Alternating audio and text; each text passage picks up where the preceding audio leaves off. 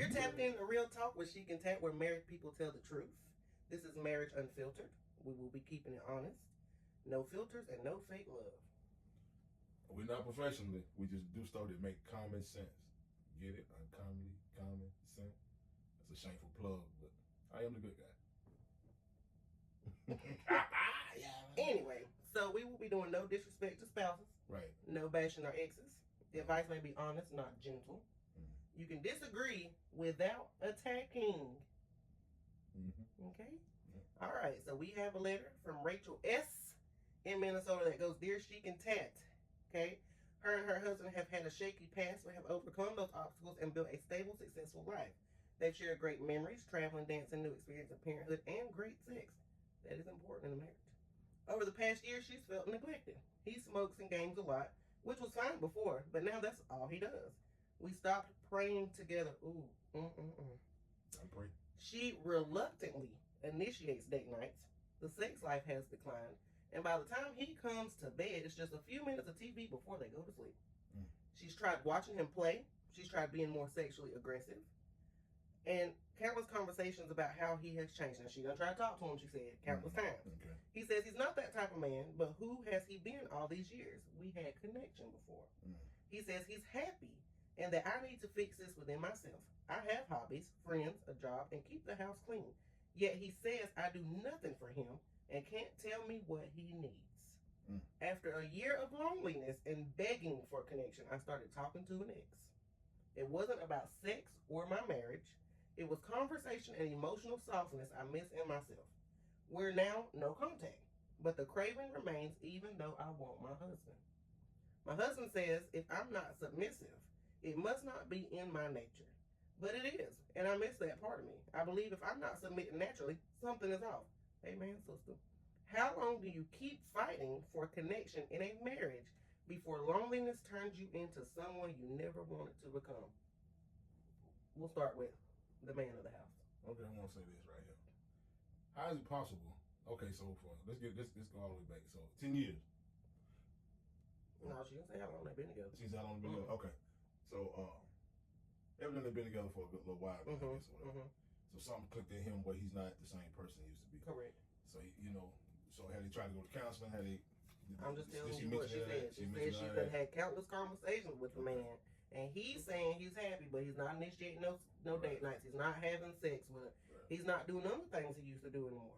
He's playing the game and he's smoking. That's it. So evidently something that he can't confide in her about. That he don't want to be. He won't help, but he don't want her help.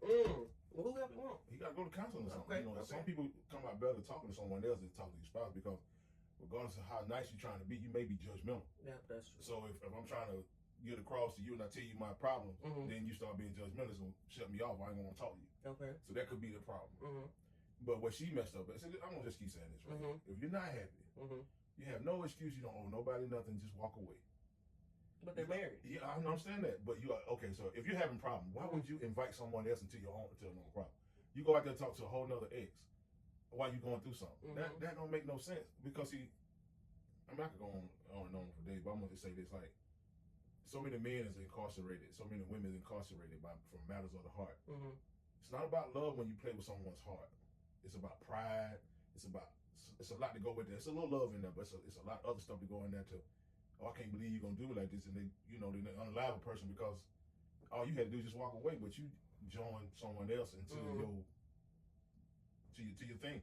You didn't have to do that. Okay, so I understand what you're saying, because there are a lot of people who have been in messed up situations for branching out, reaching out to ex. Right. But so many times, it's often overlooked at what caused the situation. She's sitting here telling you that she's the one initiating date nights. She's the one initiating the sex. Obviously, he's not trying to have sex with her. He's not trying to go outside with her. He's gaming and smoking. That's all he's doing. So she's sitting here. She's even trying to watch him game and smoke. But she's fed up. Then when he comes to bed, there's no physical contact. There's no nothing. He turn the TV on, watch a few minutes, go to sleep. So should she have reached out to the ex? Absolutely not. She did, though. But so many times in marriage and just the world today, it's often overlooked as what the man did. Like, okay, she reached out to the ex. Now nothing else matters. Now it don't matter that he's not spending no time with. It don't matter that he's not having sex with her. Oh, she reached out to the ex. We're just gonna zoom in on that, and I don't feel like that's right. Was she right for reaching out to the ex?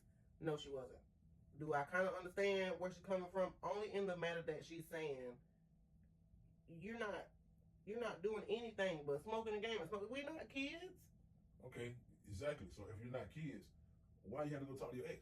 If you're a grown person, handle that business accordingly. But she done try to have countless talks with the man. What she said now. Okay, but guess what though? Those countless talks didn't work, right? So guess what? You know how most women do. Well, we need to be apart. We need some time apart. See what a man. It's like this with a man, which y'all don't understand.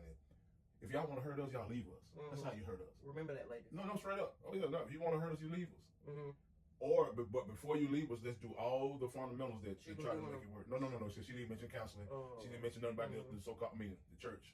She didn't mention nothing about none of that. So they're not church people. Well, counseling then. Okay. You got to go through the channels before you. You know how hard it is to get a man to go to counseling? No, I've been several times. Okay, but we're not talking about you, but we're talking about the men of the world. You know how hard it is to get a man to go to counseling? If you want something, you would do the right things to keep it. Okay. So that it don't have no excuses about what you won't do or what you will do. It's all about if you're gonna do what you're supposed to do, you're gonna hold it tight. Okay. So, but let me finish this real quick.